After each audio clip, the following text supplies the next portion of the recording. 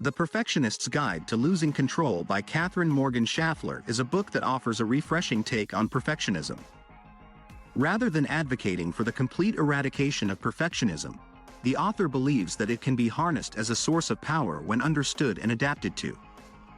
The book covers the 5 types of perfectionists and their unique characteristics, as well as the #1 problem faced by all perfectionists, the fear of failure.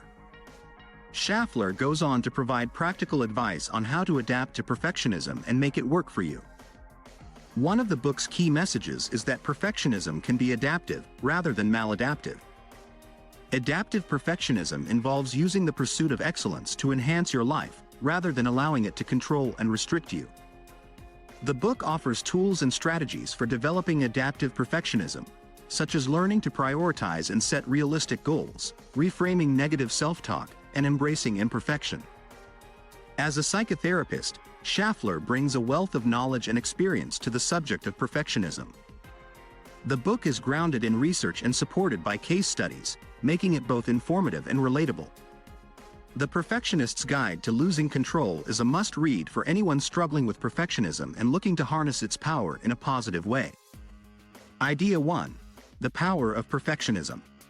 Perfectionism is often viewed as a negative trait, but this perspective is too narrow. There are many shades of perfectionism, and none of them is a problem to be solved. In fact, when channeled properly, perfectionism can become a constructive superpower. The mental health field recognizes 2 types of perfectionism: adaptive and maladaptive. Adaptive perfectionists use their perfectionism to work for them, while maladaptive perfectionists are punished by it. The key to unlocking the power of perfectionism is learning to adapt it to your advantage. In her book, The Perfectionist's Guide to Losing Control, Katherine Morgan Schafler introduces readers to the 5 types of perfectionists: classic, Parisian, procrastinator, messy, and intense. Each type has unique characteristics, and understanding your type is the first step towards adapting your perfectionism. Adaptive perfectionists understand that ideal visions are meant to inspire, not be brought to life down to the last detail. They enjoy the process and can handle failure because they learn from their mistakes. They tend to have high self-esteem, solid relationships, and an overall sense of fulfillment. Maladaptive perfectionists, on the other hand, are afraid to fail and driven to avoid shame. They feel stuck, and even when they achieve a goal, it's often anticlimactic because they didn't embrace the process. They can be anxious, depressed, and withdrawn, and tend to have problems in their personal relationships. So, how do you adapt your perfectionism? It starts with understanding your type of perfectionism and using it to your advantage. Schafler provides practical advice on how to develop adaptive perfectionism, such as setting realistic goals, reframing negative self-talk, and embracing imperfection. By learning to adapt your perfectionism, you can turn it into a powerful force for success and fulfillment. Idea 2. Understanding the different types of perfectionists. Perfectionism is a personality trait that is often misunderstood and judged as negative. However, there are different shades of perfectionism, and each type can be either adaptive or maladaptive. Knowing the different types of perfectionists can help individuals recognize their own perfectionist tendencies and adapt to them in a positive way. The 5 types of perfectionists are classic, Parisian, procrastinator, messy, and intense. The classic perfectionist is organized, reliable, and efficient. They can handle enormous projects and organize them with ease. The Parisian perfectionist, on the other hand, longs for ideal relationships with everyone around them. They work hard to cultivate connections, but they want it to appear effortless. The procrastinator perfectionist has a million plans, but can't pull the trigger on any of them.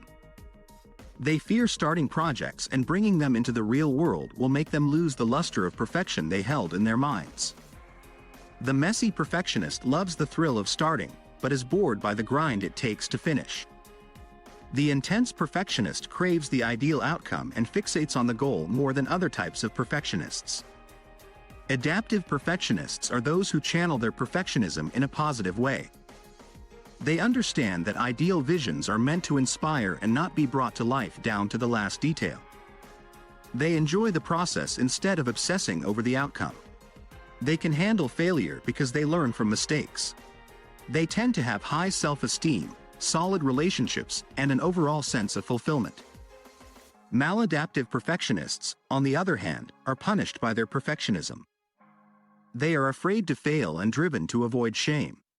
They feel stuck and tend to have problems in their personal relationships. In conclusion, perfectionism is not necessarily a problem that needs to be solved. Instead, it can be a gift if individuals can adapt to its demands and drives. Recognizing the different types of perfectionists and their tendencies can help individuals channel their perfectionism in a positive way and achieve fulfillment in their personal and professional lives. Idea 3. Adapting to perfectionism. Perfectionism can be a double-edged sword. On one hand, it can drive individuals to achieve great things and pursue excellence. On the other hand, it can lead to a constant sense of inadequacy and self-punishment for any perceived failure. The key to adapting to perfectionism is to connect to its strength, not its weakness, and replace self-punishment with self-compassion. Self-punishment is the dangerous side of perfectionism, as it can lead to negative self-talk and a constant feeling of inadequacy. Instead of focusing on blame, individuals should shift their focus to taking responsibility for the solution. This can involve reframing mistakes as opportunities for growth and learning. To practice self-compassion, individuals must remember that everyone makes mistakes and that nothing is flawless. They should shift their focus from what's wrong to what's right and celebrate small victories along the way. Learning from failures, rather than punishing oneself for them, can also foster self-compassion and personal growth. Adaptive perfectionists fail forward and see the lessons in their mistakes. They understand that growth can come from these experiences and ultimately help them achieve their goals. It's important to remember that everyone suffers and that our feelings, no matter how strongly felt, are not facts. In summary, perfectionism can be both a strength and a weakness. To adapt to perfectionism, individuals must replace self-punishment with self-compassion. By focusing on the process, learning from failures, and remembering that everyone suffers, individuals can shift their mindset towards growth and self-improvement. Idea 4. Coping strategies for perfectionists. Perfectionism can often lead to anxiety, depression, and shame, making it difficult to practice self-compassion. However, on days when self-compassion is not happening, it is okay to connect with other people as a substitute. Connecting with others may not always bring immediate relief, but it is always helpful. Support can come in various shapes and sizes and can include tangible support, physical support, and community support. Tangible support should be a priority when someone needs practical help, such as housing, food, or sleep. It is crucial to accept help when it is offered, even if asking for help is not easy. Connecting with others through movement and exercise can provide physical support. Joining a sports league, biking, or taking a walk with friends are all excellent options. Being part of a community, such as a church, parents group, or recovery meeting, can create a sense of belonging that is essential for mental well-being. Replacing the terms better or worse with different can help perfectionists adapt and avoid judging themselves against others. It is essential to remember that even small amounts of self-compassion and subtle shifts in mindset can make a big difference. Sometimes, giving yourself a few minutes of forgiveness can clear away doubt and depression, like turning on a small light in a dark room. Finally, perfectionists need relaxation and restoration just like everyone else. Active relaxation, such as cooking or writing, can be helpful. Passive relaxation, such as reading or watching light movies, can also work for the perfectionist. In conclusion, perfectionists can cope with their tendencies by connecting with others and practicing self-care. By accepting help, connecting with others, and practicing self-compassion, perfectionists can manage their anxiety, depression, and shame and lead a more fulfilling life. Summary: perfectionism is often seen as a negative trait, but it can be a powerful tool if harnessed properly. It's not about fixing a problem, but about finding a way to make it work for you. For perfectionists, the path to self-acceptance and fulfillment can be challenging, but it's not impossible. By showing self-compassion and connecting with others, perfectionists can break the cycle of self-punishment and shame. However, it's important to remember that this is an ongoing process. Adapting to your perfectionism and making it work for you requires consistent effort and self-reflection. With the right mindset and approach, perfectionism can become a source of strength and empowerment.